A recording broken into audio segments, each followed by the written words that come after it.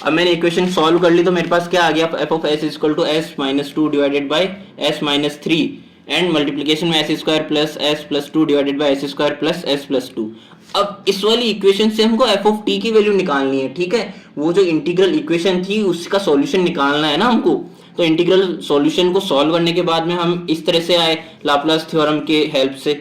अब इससे हमको एफ ऑफ टी निकालना है। तो एफ ऑफ टी कैसे निकालते थे हम, याद करो, इससे पहले वाली वीडियो में मैंने बता रखा है कि हमको पहले इस टर्म को सिंप्लीफाई करना पड़ेगा, और सिंप्लीफाई करने के लिए अपन को किसकी हेल्प लेनी पड़ेगी, partial fraction method. So partial fraction method की हेल्प से पहले तो हम इस इक्वेशन को सिंप्लीफाई करेंगे। सो यहाँ से पार्शियल फ्रैक्शन मेथड देखो, इस इक्वेशन में हम कैसे अप्लाई करते हैं देख लो। S minus two S square plus two divided by S square S plus two S minus three. तो यहाँ से पहले मैं इसको करूंगा तो ए अपॉन में एस होगा पहले इसकी एक पावर, फिर बी अपॉन में एस स्क्वायर लिखूंगा, फिर सी अपॉन में एस प्लस टू लिखूंगा, फिर डी अपॉन में एस माइनस थ्री लिखूंगा। यही एक्सपेंड करने का तरीका होता था पार्शियल फ्रैक्शन मेथड का, ठीक है। तो यहाँ से जब मैंने इस पूरे टर्म का क्या लिया एलसीएम, तो ये वाला तो एज इट इज इधर से कैंसिल आउट हो जाएगा, आप लोग लेके देख सकते हो, ठीक है। फिर जब मैं यहाँ से ए की वैल्यू निकालूंगा, आपने जब पूरे का एलसीएम ले लिया तो ए का क्या होता था, ए के जो डिवाइड में जो चीज है ना उसको आप डिवाइड करोगे, जो एलसीएम आया तो जो रिमेनिंग रहेगा वो टर्म को आपने क्या कर दिया, इससे मल्टीप्लाई कर दिया। अगर मैं सिंपली बोलूं तो ए के डिवाइड में जो टर्म है ना आप उसको हटा दो और बाकी का ये वाला लिख दो। तो यहाँ पे एस स्क्वायर है तो एस तो आपने लिख दिया, मीन्स एस की ए की पावर बची तो S S plus two S minus three. B के डिवाइड में जो टर्म है उसको एक्सक्लूड कर दो और बाकी का लिख दो। यहाँ पे एस स्क्वायर लिख दिया, मीन्स एस भी गया, ठीक है, तो S plus two S minus three रह गया। सी के डिवाइड में जो है उसको एक्सक्लूड करके बाकी का लिख दो तो एस स्क्वायर हो जाएगा, ठीक है। इन दोनों को अलग अलग लेने से बढ़िया एक ही ले लेंगे तो एस स्क्वायर हो जाएगा एंड एस माइनस थ्री हो जाएगा। डी के डिवाइड में जो है उसको एक्सक्लूड करके तो S square and S plus to हो गया ये चीज।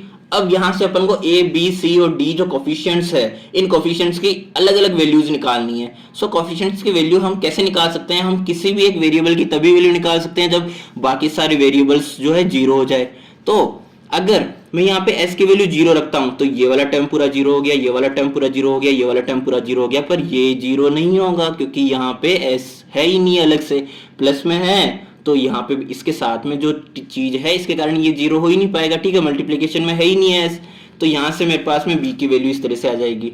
एज इट इज अगर मैं s की वैल्यू -2 रखता हूं तो ये वाला पूरा टर्म जीरो हो जाएगा, ये वाला पूरा जीरो हो जाएगा, ये वाला पूरा जीरो हो जाएगा। c की वैल्यू हम निकाल सकते हैं, तो हमने जब c की वैल्यू रखी तो c की वैल्यू के लिए इधर भी s की वैल्यू रखनी पड़ेगी, तो हम इस तरह से c की वैल्यू निकाल लेंगे। सेम आप देख सकते हो s की वैल्यू जब हम 3 रखेंगे तो ये वाला टर्म जीरो हो जाएगा, ये वाला टर्म जीरो हो जाएगा, ये वाला टर्म जीरो हो जाएगा, और यहाँ पे जब 3 रखेंगे s की वैल्यू तो d की वैल्यू 14/45 आ जाएगी। अब देखो b c और d की वैल्यू तो आ गई।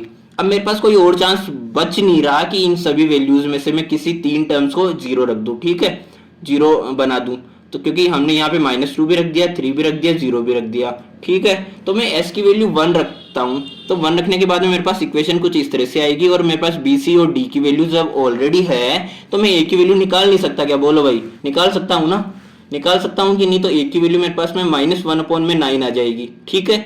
अब यहाँ से a b c और d इन सभी की वैल्यूज को मैं जब यहाँ पे वापस पुट करूंगा ना तो मेरे पास f ऑफ s की जो वैल्यू आएगी वो f ऑफ s कुछ इस तरह से आएगा, देखो,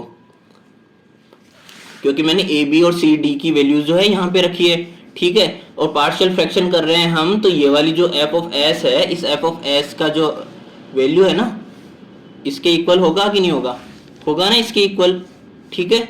तो यहाँ से ABCD की वैल्यूज जब मैंने रख दी तो -1/9s plus 2/3s square plus 4/5s plus 2 plus 14/45s minus 3 आ गया।